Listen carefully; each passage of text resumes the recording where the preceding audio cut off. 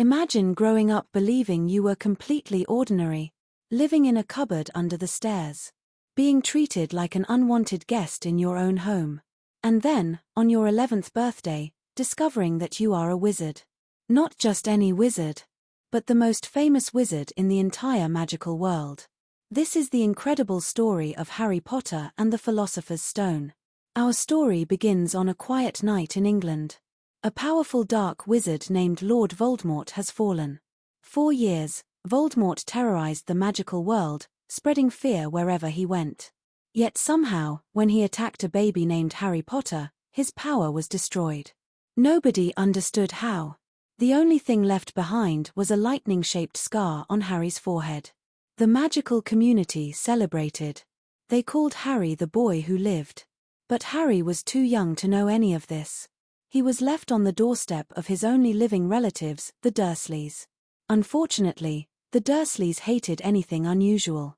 They refused to tell Harry about magic. Instead, they raised him in misery. Harry grew up in a tiny cupboard under the stairs. His cousin Dudley had everything he wanted. Harry had almost nothing. Yet strange things often happened around him. When he was frightened, impossible events occurred. A haircut would magically grow back overnight. A locked door would suddenly open. Without realizing it, Harry was performing accidental magic. The Dursleys tried to ignore it. But destiny could not be hidden forever. One day, mysterious letters began arriving. Each one was addressed directly to Harry. The Dursleys desperately tried to stop him from reading them. They burned letters. They locked doors. They even fled to a remote island. But the letters kept coming. Then, on Harry's 11th birthday, everything changed. A giant man named Hagrid crashed through the door. He carried shocking news. "Harry, you're a wizard." In a single sentence, Harry's world transformed forever. Hagrid introduced Harry to a hidden society existing alongside ordinary people. A world of witches, wizards, enchanted creatures, and powerful magic. Harry visited Diagon Alley. The magical marketplace amazed him. Flying broomsticks, talking portraits, spell books, magical pets. For the first time in his life, Harry felt like he belonged somewhere. He also learned the truth about his parents. They hadn't died in a car accident. They were murdered by Voldemort. And Harry had somehow survived. Soon Harry boarded the Hogwarts Express. On the train, he met two people who would become his closest friends. Ron Weasley and Hermione Granger. The three quickly formed a bond. When they arrived at Hogwarts School of Witchcraft and Wizardry, they were amazed. The castle seemed alive. Moving staircases, floating candles, ghosts wandering hallways, hidden secrets everywhere. Then came the sorting ceremony. Harry was placed into Gryffindor House. Alongside Ron and Hermione. Their adventure was about to begin. At Hogwarts, Harry experienced a life he had only dreamed about. He learned spells, mixed potions, studied magical creatures, and discovered his remarkable talent for flying. During a flying lesson, Harry impressed everyone with his natural ability on a broomstick. Professor McGonagall immediately recruited him to the Gryffindor Quidditch team. Harry became the youngest player in over a century. For the first time, he wasn't just surviving. He was thriving. But Hogwarts also contained mysteries. And Harry couldn't resist investigating them. One evening, Harry, Ron, and Hermione accidentally discovered something strange. A giant three-headed dog guarding a hidden trapdoor. Whatever lay beneath that trapdoor was important. Very important. The trio became obsessed with uncovering the secret. At the same time, Harry began suspecting one of his professors. Severus Snape. Snape appeared to dislike Harry from the moment they met. His behavior seemed suspicious. Harry became convinced Snape wanted whatever the dog was protecting. During one of his nighttime explorations, Harry discovered a magical mirror. The Mirror of Erist.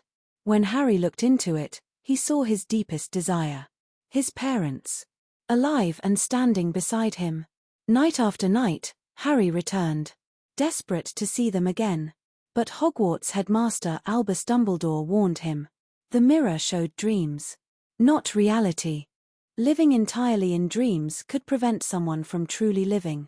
It was a lesson Harry would never forget. As the school year continued, clues began connecting together.